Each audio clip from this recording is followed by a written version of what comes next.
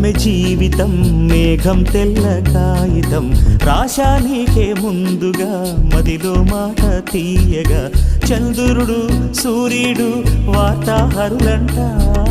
రేపవలు ఎప్పుడైనా లేఖలు నిన్నే చేరును